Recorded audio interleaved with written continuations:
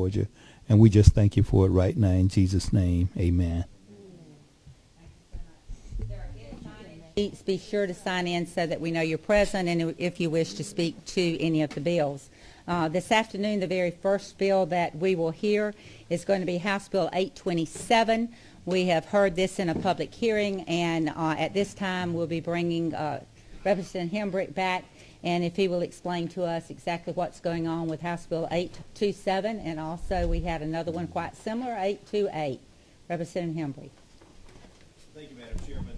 Thank you very much. I appreciate you letting me come in and speak to you this afternoon. I need the Public Safety Committee's help. We have passed 827. This is the bill that deals with eluding law enforcement. 828, we passed that. That's the bill that deals with eluding law enforcement.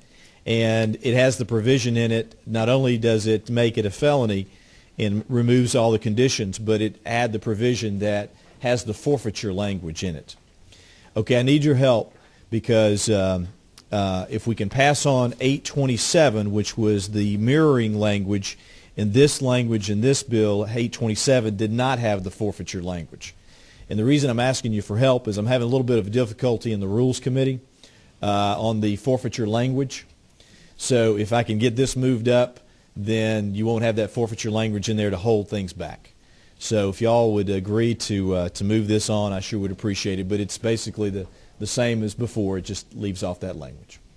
All right. Due to the fact that we've already had public input, I am going to ask committee members if they have any questions or remarks to the representative, the author of the bill, House Bill 827. All right, at the appropriate time, anyone else that would like to maybe make any remarks? All right, seeing none, Representative Taylor. Thank you, Madam Chair. I move to do pass. All right, I have a motion and a second. Do I have any discussion on House Bill 827? Seeing none, I call for a vote. All those in favor, please say aye. Those opposed, likewise. So House Bill 827 now will be headed to rules. Thank you, folks. Thank you very much. I appreciate your time. Well, good luck. Thank you. Thank you very much. I need it. At this time, we will take up House Bill 1081. I, as the primary author, this bill has been introduced at the request of GEMA. And because of that, and being that I'm the first signer on that bill, I'm asking our Vice Chairman, Representative Talton, if he will so preside over our meeting for House Bill 1081. Thank you, Madam Chairman. Just go ahead and explain your bill, please. We have our GEMA folks here today. We have our director, Charlie English, is with us, and if I may, at you're okay, ask him to perhaps come so that he can address any concerns as I first explain the bill, and then it will be open for him to make remarks if there's no objection, since this is a departmental bill. So, Director English, if you will come forward. The Georgia Emergency Management Agency is seeking to amend the Georgia Management Act, the Emergency Act of 1981. What this would do in this bill would delete a section of our code that is requiring GEMA to issue license for non-governmental rescue organizations and license for private service and rescue teams. What basically this amendment would do is to allow them to get out of looking at license. Their mission as GEMA is to provide service in emergencies to the locations. It is not for licensures. They're to engage not in local operations other than the fact of aiding in rescue teams. So as they are requesting that this bill eliminate those license requirements and restrictions on the local non-government rescue teams, because local governments already are the ones that do the license and mandate what their local teams can do when we're in a state of emergency. And GEMA is called in at the mission of working together. Also, if you've had the opportunity to read the bill, you will notice that we have had some joint information to come forward as the bill was initially, or as the discussion initially was provided through our GEMA, is the fact that DOAS had come forward, as well as the State Board of Workers' Compensation, with concerns that if this section was deleted, that it could be causing a problem for them. So there is information that is provided for the indemnification as well as the workers' compensation, so that that is not going to be affected in any way whatsoever if this particular code section is deleted. Basically, what we're doing is saying that the reason that this is brought forward is our GEMA agency is primarily a disaster management group and homeland security. They provide this service through the agency. Their skills are not in government regulations, rules, and license. This goes back to local control, as it already is. So that is basically what this piece of legislation, House Bill 1081, does for us. And I would like to ask, with your permission, Mr. Chair, if we could have our Director, English, to make any remarks. Welcome, Mr. English. At this time, the floor is yours. Thank you very much, Mr. Chairman. We'd appreciate favorable consideration of this. This will impact 61 teams in the state that are already required to have local permission to operate in that jurisdiction. And quite frankly, we're pretty much a rubber stamp on that once the teams meet certain training requirements. And as Chairman Purcell mentioned, when we sought out to eliminate this particular provision, it had tentacles, and that's when we found out that that term rescue specialist was mentioned not only in the workers' compensation law but in the Indemnification Act as well. So we worked with that board as well as DOAS to address the concerns as it is written currently in the bill. Okay. Are there any questions? The chairman, Mr. English. Okay. Ms. Frazier, Representative Frazier. Thank you, Mr. Chairman. So if we are taking out the elimination of the licensing from GEMA, so what is GEMA going to be doing now? We'll continue to plan, prepare, and assist local governments in disaster preparedness and response. This actually, it was kind of a 1950s civil defense type law, and we're more specialist in managing the disasters as they occur, more so than licensing a particular rescue effort that goes on day to day in a local jurisdiction. So we had the opportunity to visit GEMA a few years ago, and I was very impressed with the monitoring systems and all that. So we will still continue to do that. And now I represent Richmond and Burke County, so now my local districts will now take care of these licensings, and is that what you're saying? Yes. Okay. Well, and it may be that they don't license them. They just we're of the belief that if Richmond County or Burke County, Waynesboro wants to have a team, they don't need to ask us permission to have the team. They can have that team. And I can't recall if your jurisdiction has one. The closest one I remember was Grovetown has a team. Yes, that we license. Right. They'll continue to do that. They'll just do it without asking GEMA permission to do it. Okay, Mr. Chairman, may I ask? Yes. Okay. So we are reducing the workload, and we're increasing the workload in my counties. No, ma'am. It's already in existence there. Right. So we're already doing this. It's just that you won't be doing it anymore.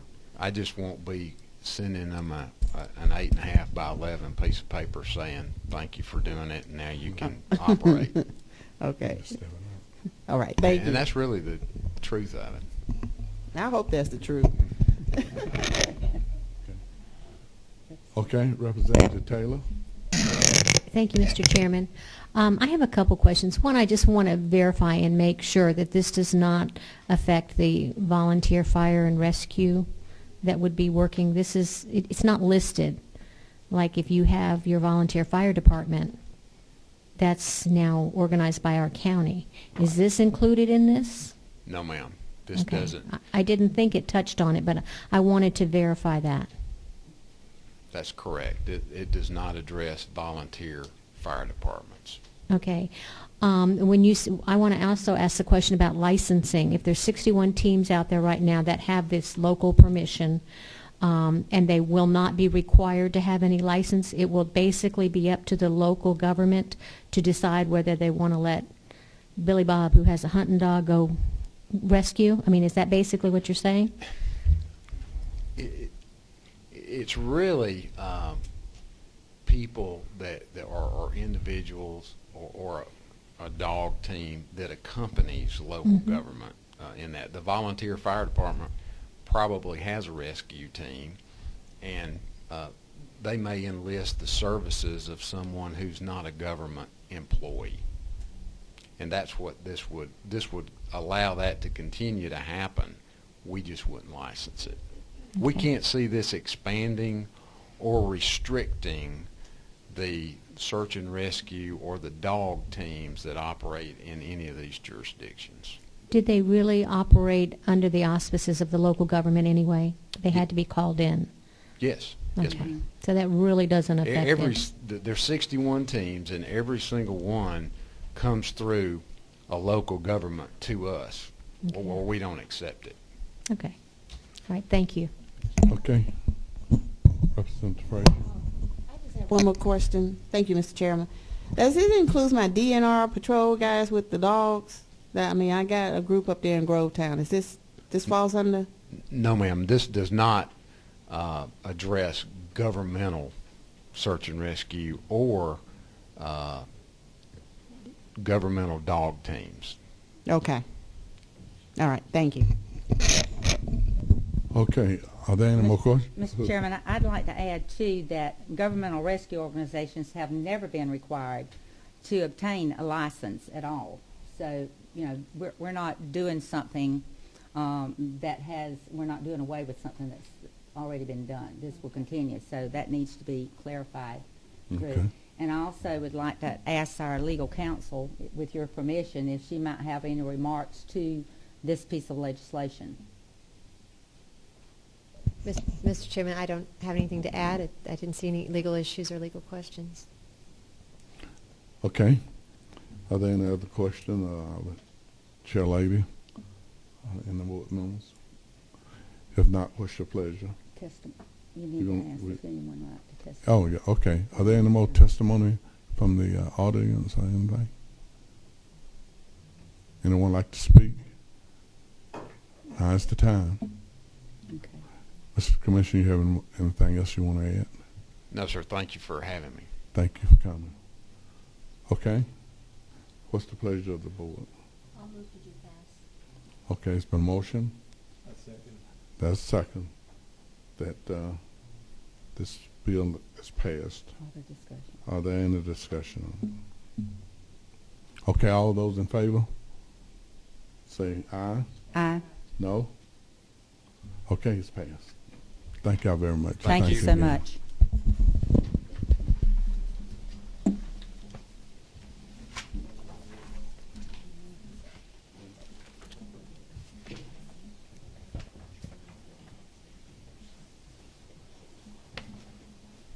Okay, let's turn back over to Chair. You got another one, right? Yes, sir. Okay. Mr. Chairman, I'd like to bring House Bill 1141 to you at the request of the Georgia Sheriff's Association. The House Bill 1141 is involving an organization for the Georgia Sheriff's Cooperative Authority. Let me say up front that the legislation that you have before you, LC 352602, actually mirrors the Clerk Cooperative Authority. So this is not anything new that has not been established before here in the state of Georgia. I would also, before any explanation of the bill is given, to let you know that over in public safety in the Senate, Senator Johnny Grant has Senate Bill 411, which mirrors House Bill 1141. It was a substitute that was passed out of the committee favorably as much discussion was done. So I just wanted to let the committee know that. As you know, many times what is done is that when we have legislation and we're this close in days number for the legislative process, that a lot of times we will have the same bill introduced in both chambers in order that if one moves a little faster than the other, that we have something in place to help go through. I will be speaking to a substitute to House Bill 1141, which is LC 352627S. The only difference that this substitute will have will be on page 3, where on lines 70 through 75, GDOT had come to us and they were a little bit concerned because they get funding for transportation to do with the reports that come in and the collections thereof. And in order to be cautious about that, we don't want to upset anything that gets money into us for GDOT's usage throughout the state of Georgia. So the insert that you see on line 70, where it starts nothing and it goes to the end of line 75, is a protective factor of a precautionary thing. So that's the only difference that will be from the House bill as it was introduced, and also in regards to the substitute, the Senate Bill 411 that has already passed in the Public Safety Committee of the Senate. With that, if I may, Mr. Chairman, I would also like to have come forward, which since this is an association bill that's been made at the request of the Georgia Sheriff's Association, is to have someone, a spokesperson from their group and one of the sheriffs that would come forward. And if I could ask Howard to come forward, I would certainly appreciate Sheriff that. Sales, come on up front. Thank you, Mr. Chairman. And what this legislation does here in House Bill 1141 in the substitute is explain what that amendment was. It creates the Georgia Sheriff's Cooperative Authority. It also will provide for alternatives that would be easier to access public records in custody of each sheriff's office throughout the state of Georgia. The purpose of this would be to establish a representative group that is made up of active members on behalf of the sheriffs throughout the state. They would be volunteers that would come forward. This is not going to be costing any money as it would go forward. Any funds that maybe come in would be requested through grants, and keep those issues so that those factors, it would be a bill that I think goes forward without anything that would affect financial importance here to us, as we're all very conscientious of the revenue resources that we have. This would be providing for them an opportunity to set up an authority, a cooperative authority within their association, and have the members so put on this authority by the governor, lieutenant governor, the speaker of the House. So those individuals would be placed there as representatives from each one of those areas of government. Having said that, Mr. Chairman, if it's okay, I would like to have the representative from the Georgia Sheriff's Association to speak in behalf of the bill, since they have worked with us so closely. Okay, Sheriff Seals, is this what we want to allow? 3 minutes? Because this is coming from an association. So okay, so Sheriff. Okay, Sheriff Seals. Thank you, Mr. Vice Chairman, Madam Chairman.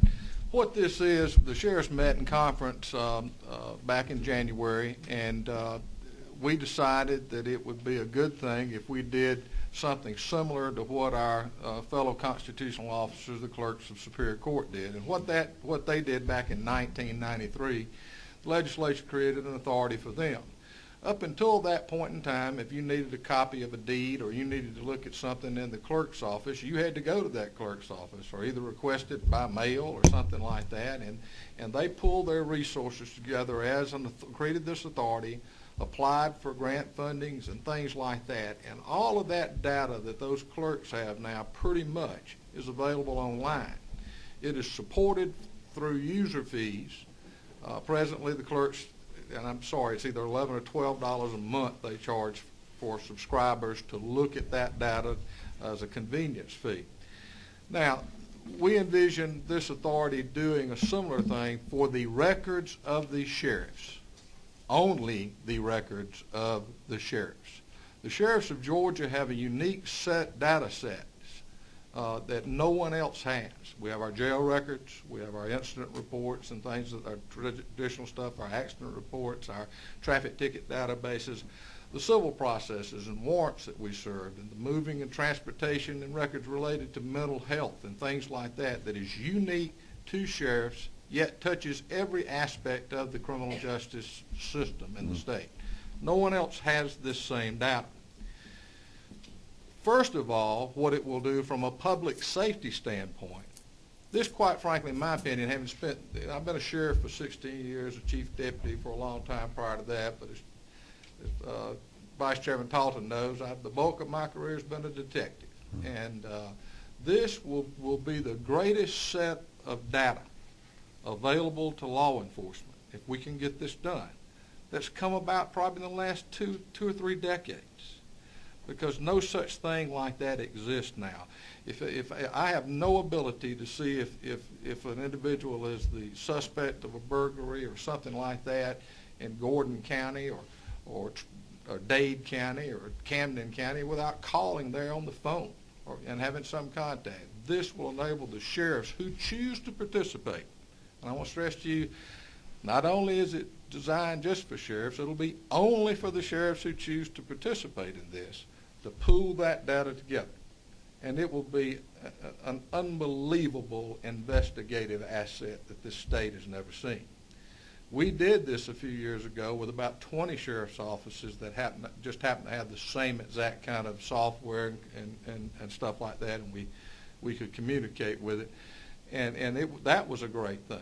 But this would enable all of us to do that. Secondly, it will also we envision it as the public being able to access the records that are already public records, not things that are not public records. But it will be a convenient way. Right now, we are besieged on a daily basis, at least I am at my office, and I would imagine that I'm a relatively rural county, that the bigger the sheriff's office, the more requests there are for open records, copies of this, copies of that all day long.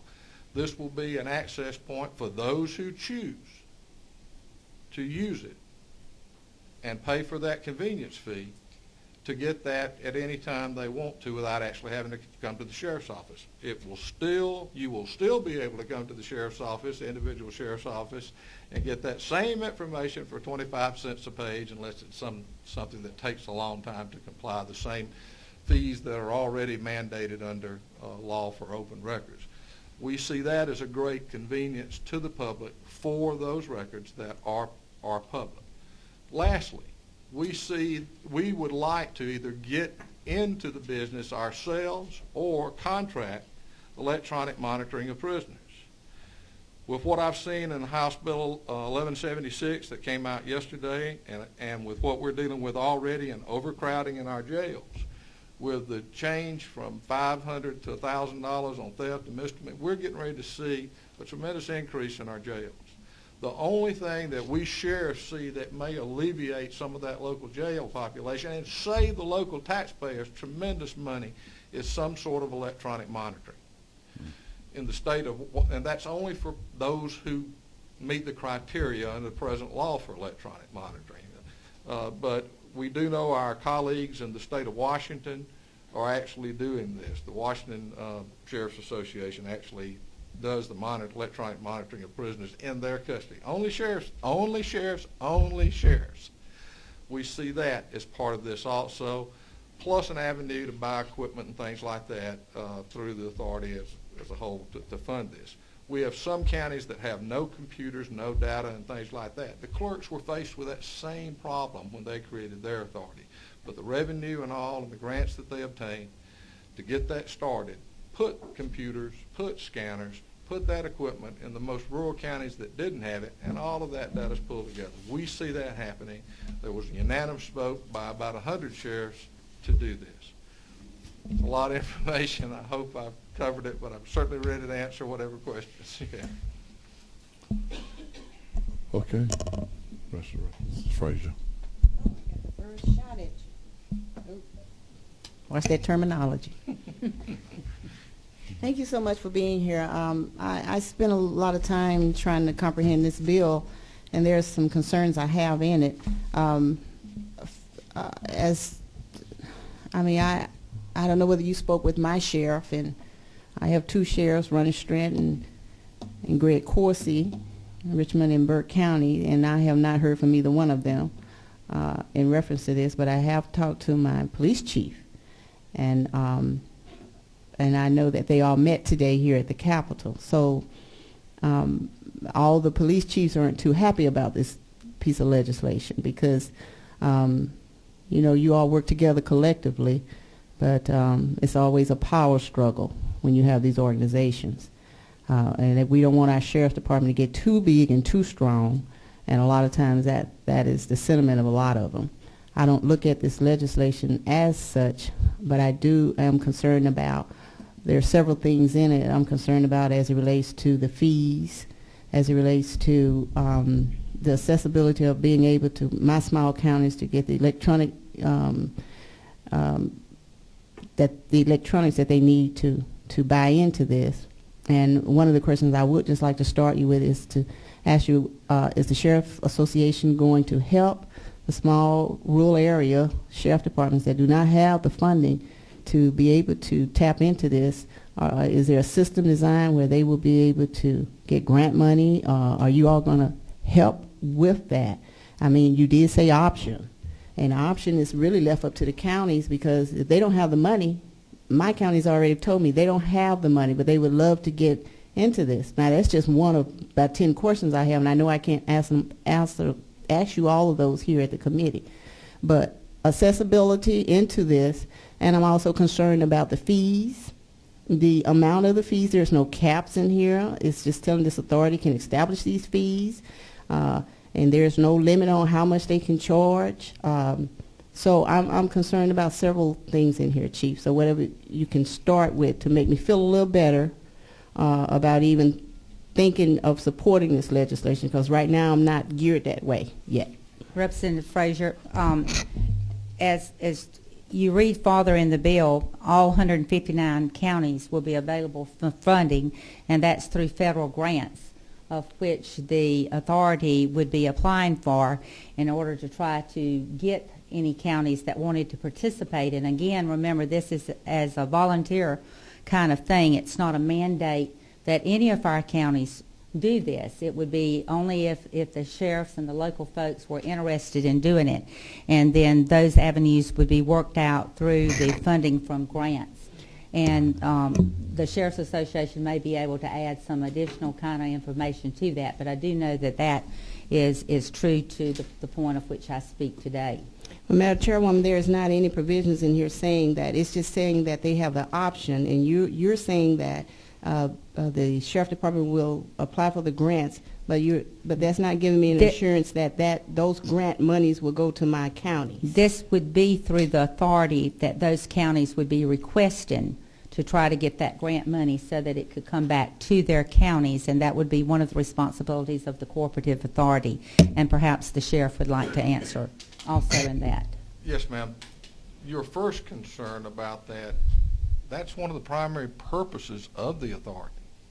So we can, in those rural counties, the authority, so just as the clerks did, they applied for grant funds plus the money they collected in fees, and that enabled them to put those things that you're concerned about in those rural counties not having. That's one of the primary purposes of this bill.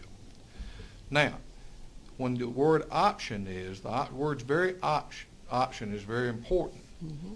This will not mandate any sheriff, nor anybody else, for that matter, nor any other agency. It will not require any agency to submit data to the authority. If they want to do that, that's fine. On the other hand, it will give any law enforcement agency in the state, whether they're submitting to it or not, access to it, free of charge. Can you also explain to me the collection of the fees? Yes, ma'am. Once the fees are collected, how will they be dispersed? And I was reading here where they will be dispersed to the sheriff department sheriff departments throughout the state. So what is the formula for that? The formula of that would be, I cannot tell, I wish I could tell you what the exact fees would be. I want you to tell me.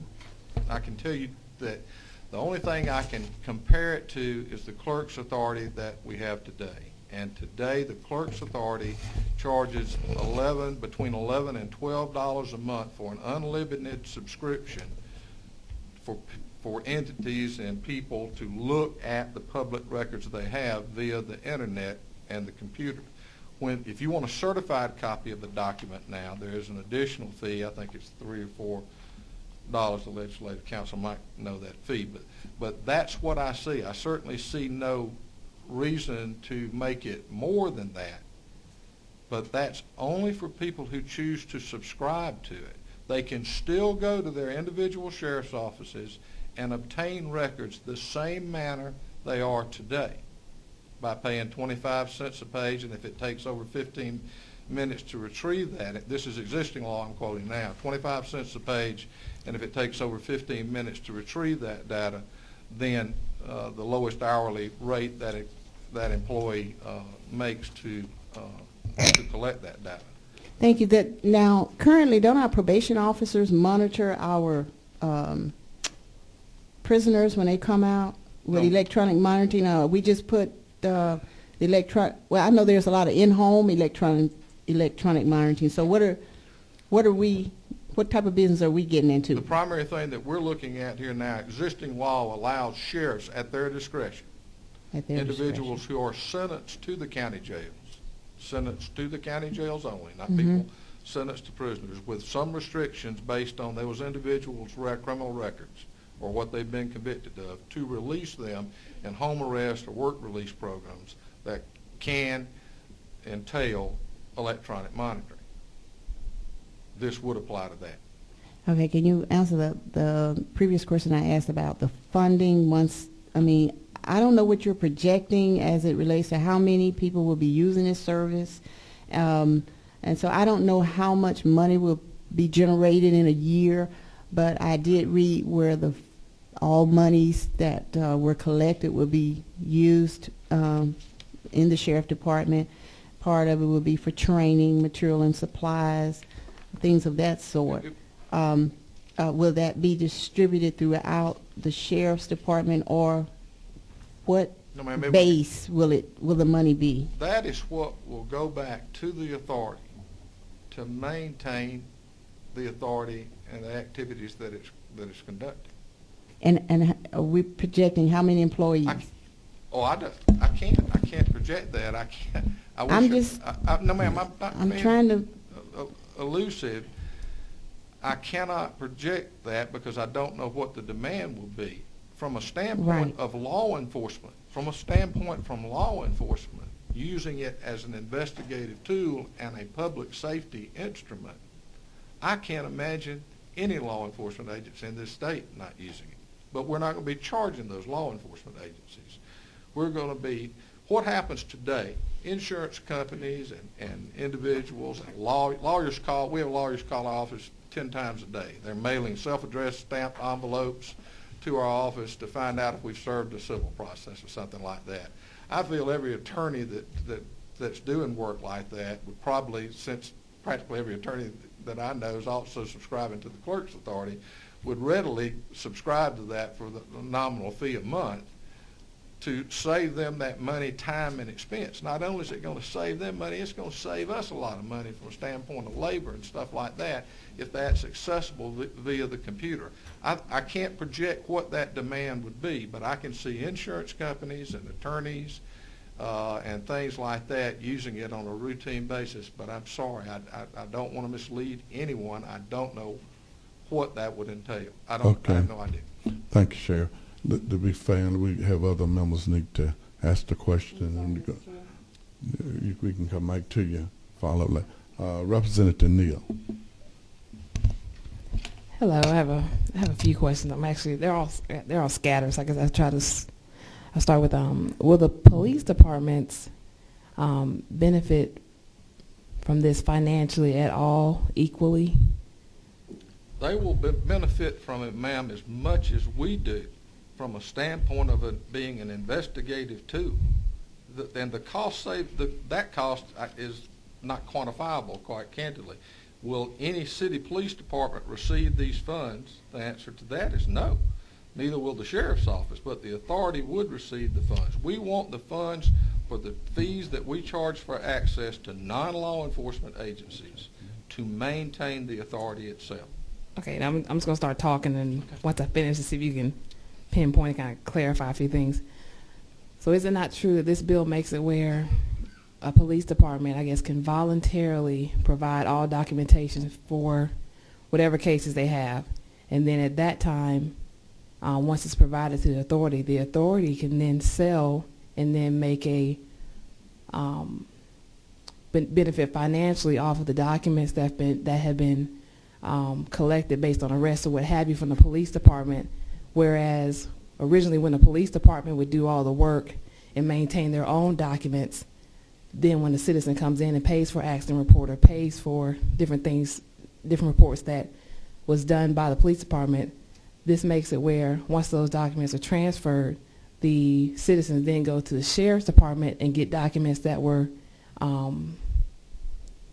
originally originated at the police department, and the police department at that point doesn't benefit financially anymore. Is that correct? No, ma'am, not at all. Not anything about that's correct. Okay, another question.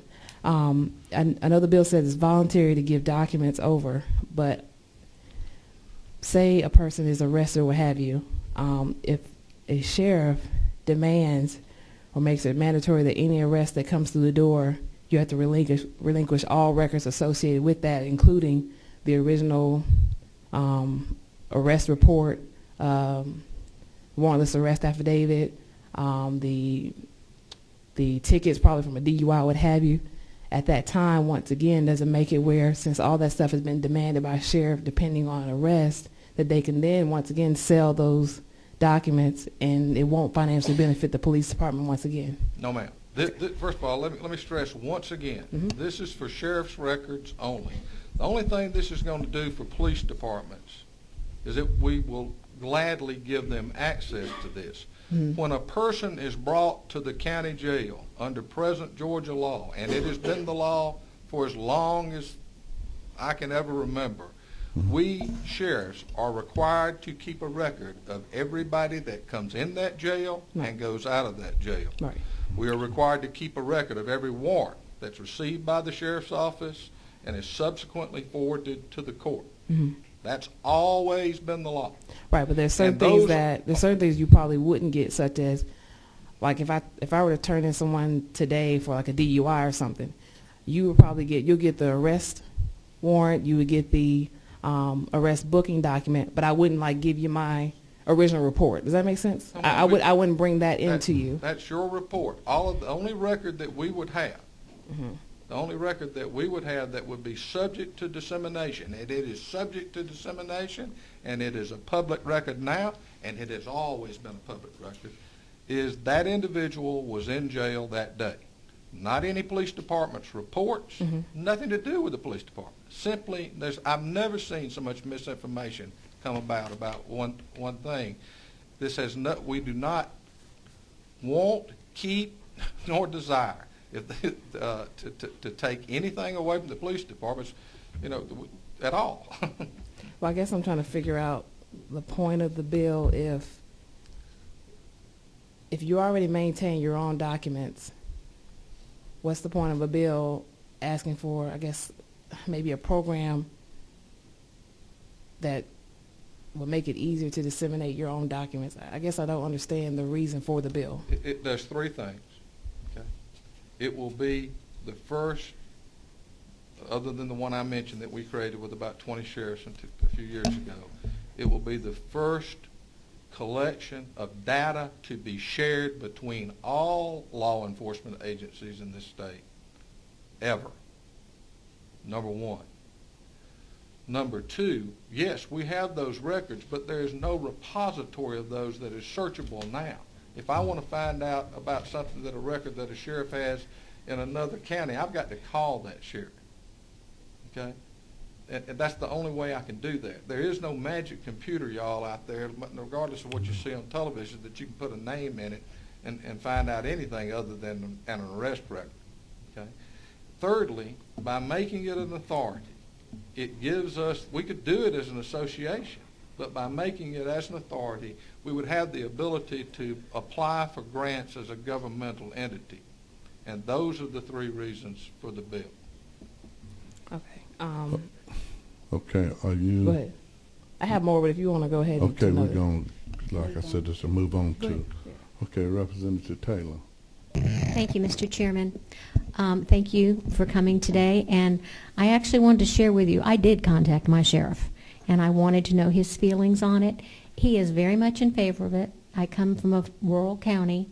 It's exactly as what you're talking about. It will give his folks the opportunity to know if a suspect has been arrested or has other information pertaining to previous crimes. If they're from Fulton County, he'll know and he'll have that data. It's going to save him time and money. He felt very much the idea of putting it together. It's great that your association spearheaded it, but as an authority, it gives us the opportunity to have funds available, and that his idea of how this was going to work is exactly what you had said, that you will help them to get their grants in the smaller communities where they might need that money. He felt very much that it was a great idea, and again, looking at it from a personal perspective, I am in the insurance business, and yes, I do have to run up to the sheriff's office when I want an accident report or whatever I need. And this would enable me to go online and save my business. Small businesses can save some money by not having to drop everything. And I wanted to thank you for the bill. Thank you. Thank you. Okay, Representative Jackson. Chairman, just for clarification, Sheriff, I did work in probation for a lot of years, and as you know, we had to do pre-sentence investigations.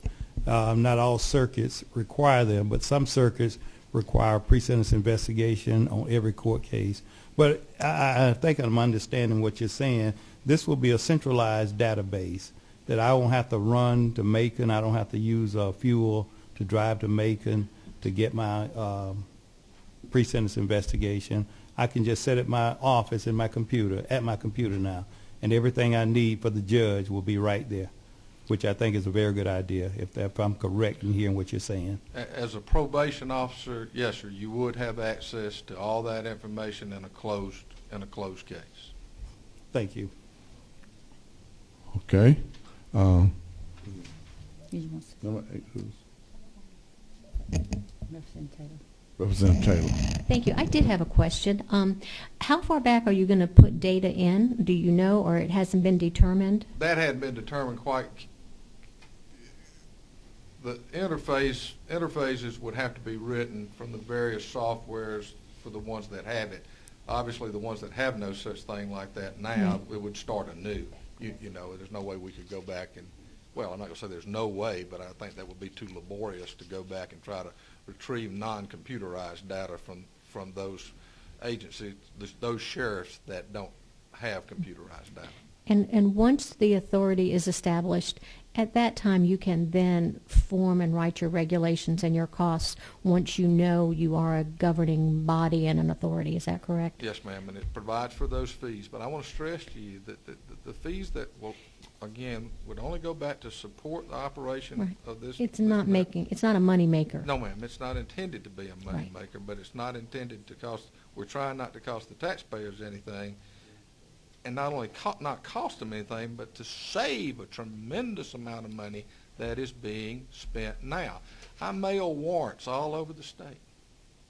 We'll be able to electronically do that with this. Thank you. Now we're going to give those people who would like to give testimony before this committee a chance to come and express your views. But we're going to limit it to our time and everything to 3 minutes. And if you would, you may come. And when you come, would you give us your name and who you represent, please? Yeah. Everybody to line up who want to speak so we can just make sure you give your name and what agency or who you're representing. Yes, ma'am. Okay, thank you, Mr. Chairman. My name is Susan Stanton, and I'm secretary of the Georgia Tea Party. Tea While Party. the Georgia Tea Party Sure. from Marietta, Georgia. Okay. Yes, ma'am. While I believe that the concept of this bill is an excellent idea, I believe that the bill needs some more pinning down. There doesn't seem to be enough accountability for funds coming or going.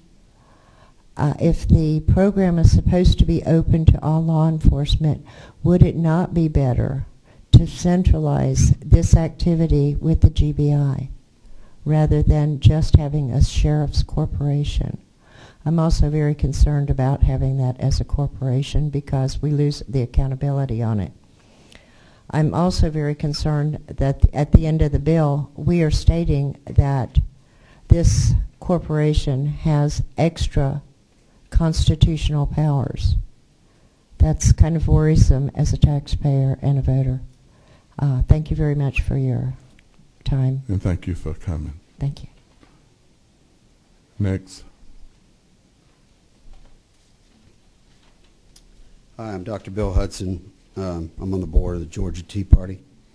And I want to thank the chairman and the other committee members for letting me speak. I'm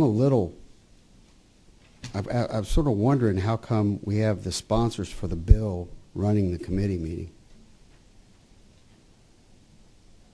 You can ask any of the 180 that is on the floor, and those happen to be around in that area, and it makes no difference who those 180 might be. Okay. Another question I had is why does this become a corporation, especially if it's not a moneymaker? Continue his testimony. Okay, go ahead on continue your testimony. All right. Yes. I don't believe that the specified funds will just come from the grants, but I'm not sure where the other money comes from. You speak about federal grants. We're broke as a country, and I don't think that you're going to see any federal grants coming out of Washington. According to Congressman Price and Senator Isaacson, that was that subject was broached during the TIA in Cobb County, and they said there's not going to be any money coming. So I question that, and you also said you maybe get into the business of being electronic monitoring of eligible prisoners. And lastly, those sheriffs who choose to participate, what is the eligibility to join? I didn't see anything in there about it. Okay. You finish? Mm-hmm. Okay. Thanks. Okay. Next.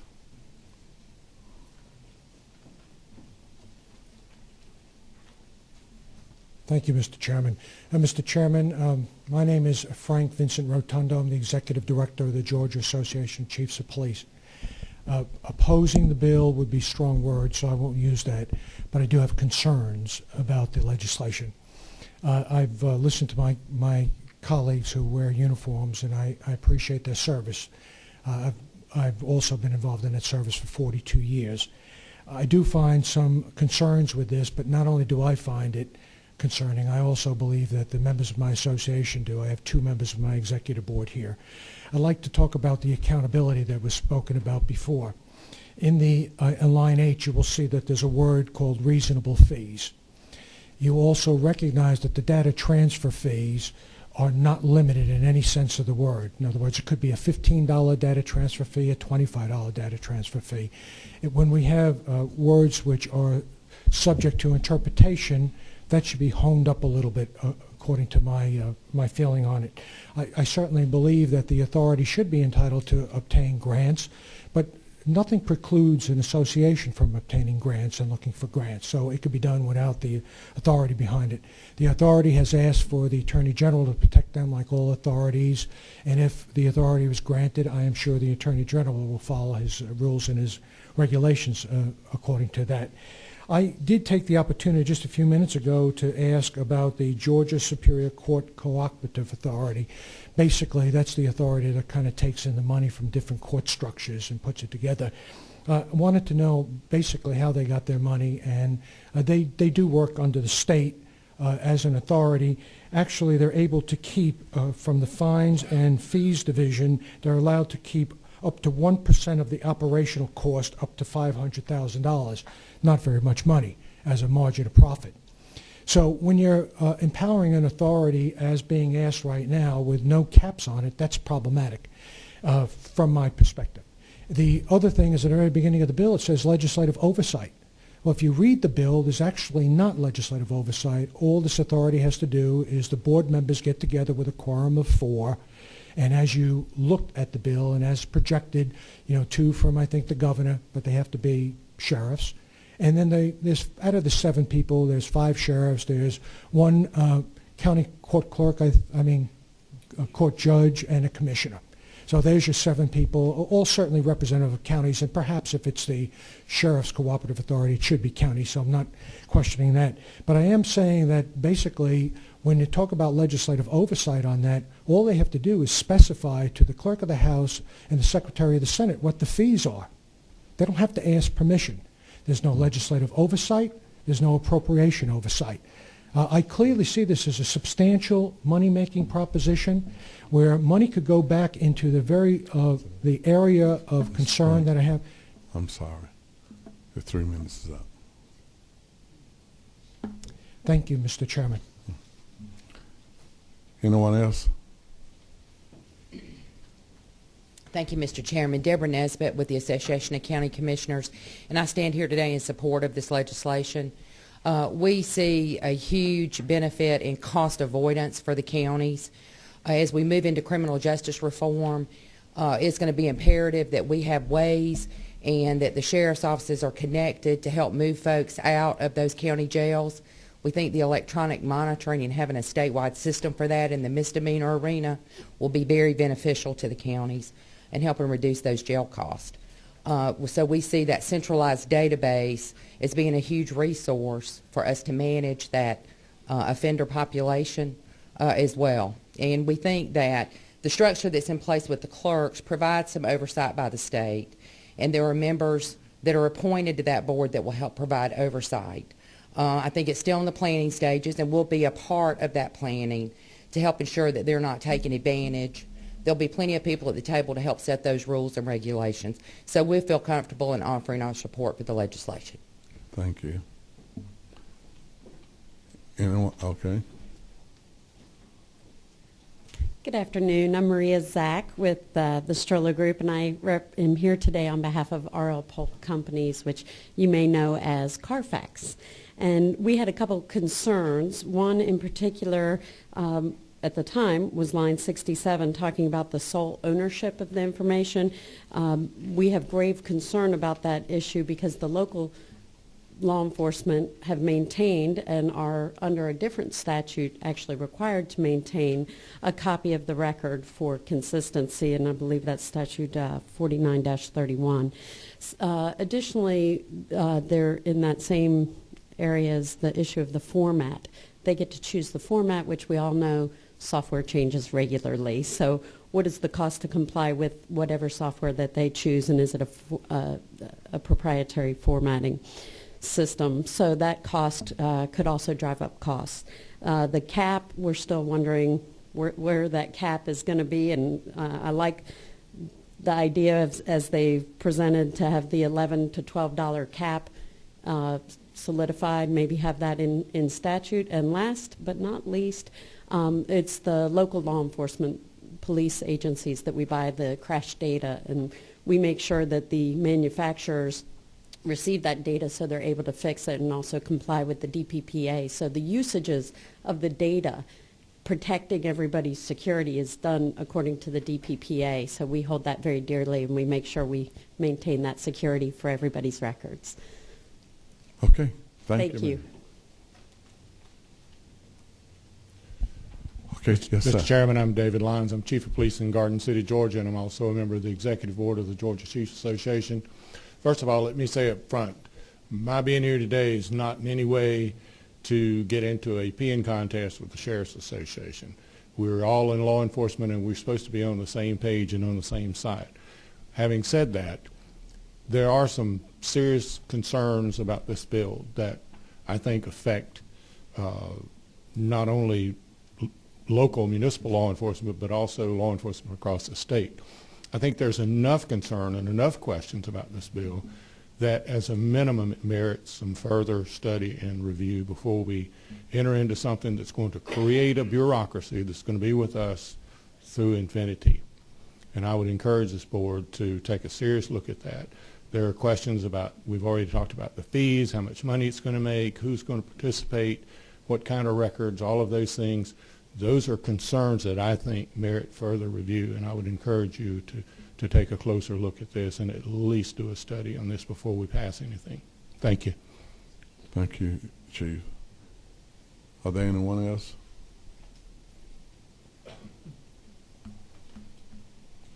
Mr. Chairman. Yes, sir. My name is Stan York. I am the Director of Police Service for the Sandersville Police Department and also the President of Georgia Chiefs Association. I echo the sentiments of my member of the Executive Board there likewise. We're not here to be in opposition, but there is, echoing there again, concerns in this bill. You've heard those concerns. We also met today with about 71 of our chiefs, and they support this concerns likewise. I agree, this bill needs to be looked at a little bit more closer, and then before going on. Thank you. Okay. Are there anyone else to speak toward the bill?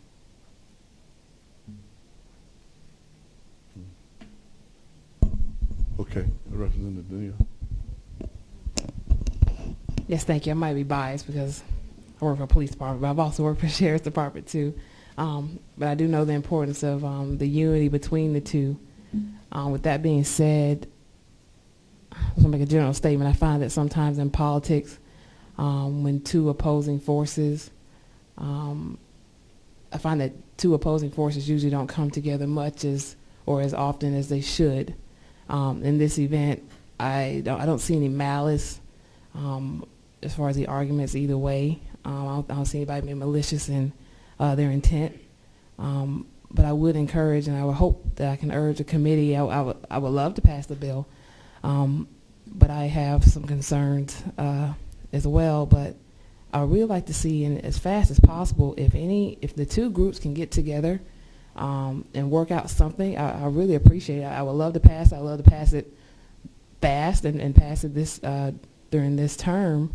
But I would really encourage the two groups to get together. I really think that both entities could come together and put something together that can work for both parties, and we can get something that we can pass unanimously out of the committee. I want both of the agencies to work together. I want the chiefs of police, and I want the Sheriff's Association to be able to find something that we can compromise on and will work for both sides. So if we could possibly do that, I would really encourage that instead of encouraging a divide, possibly by passing the bill today.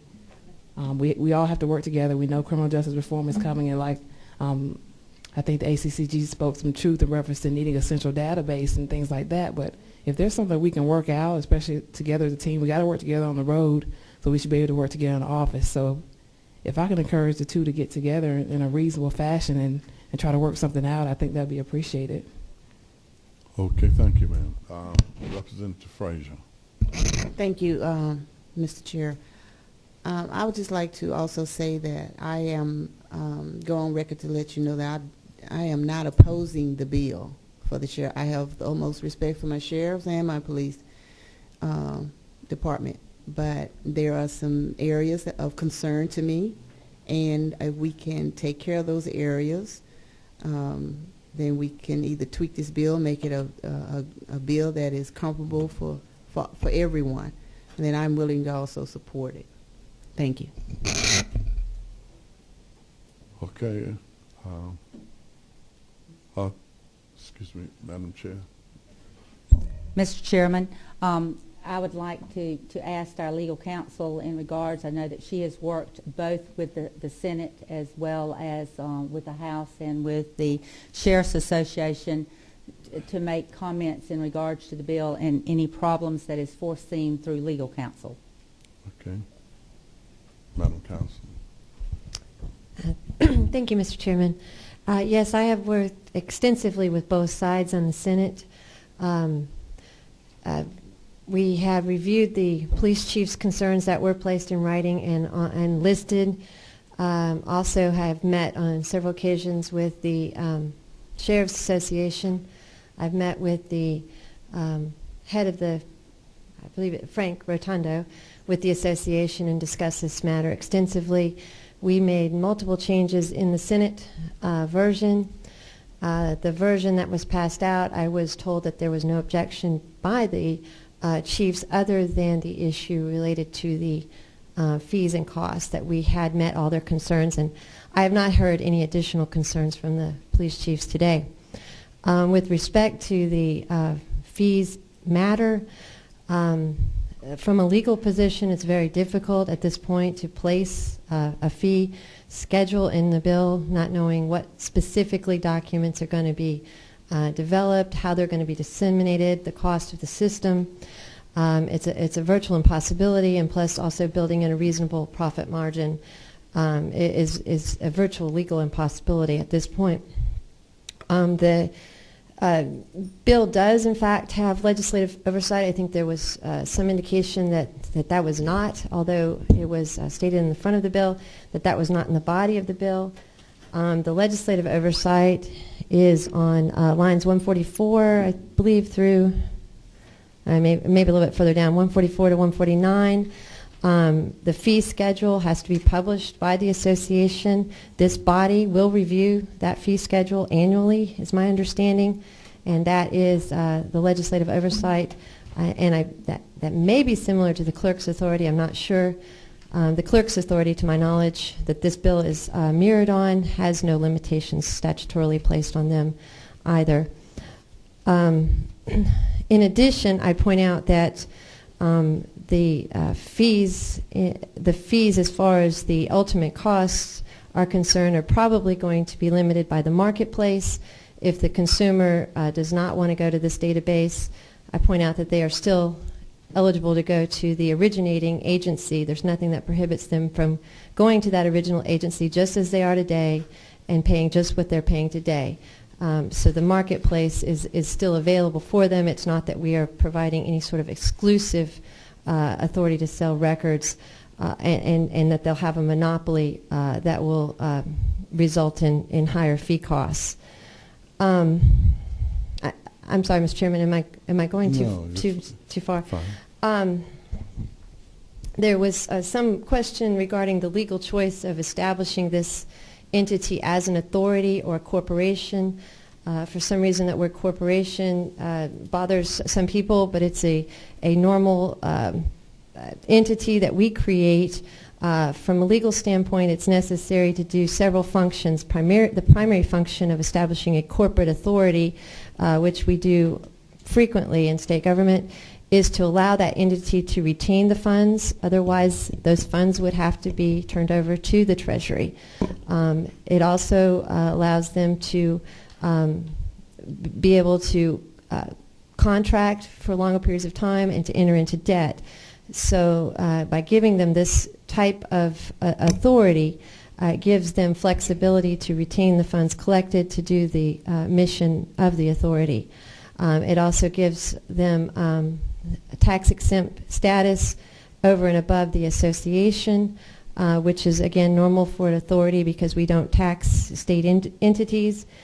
And it's my understanding, although I could be incorrect, that the authority has an ability to pull down grant monies from other agencies and as well as the federal government, other state agencies in situations or in an easier manner than private entities such as the Sheriff's Association.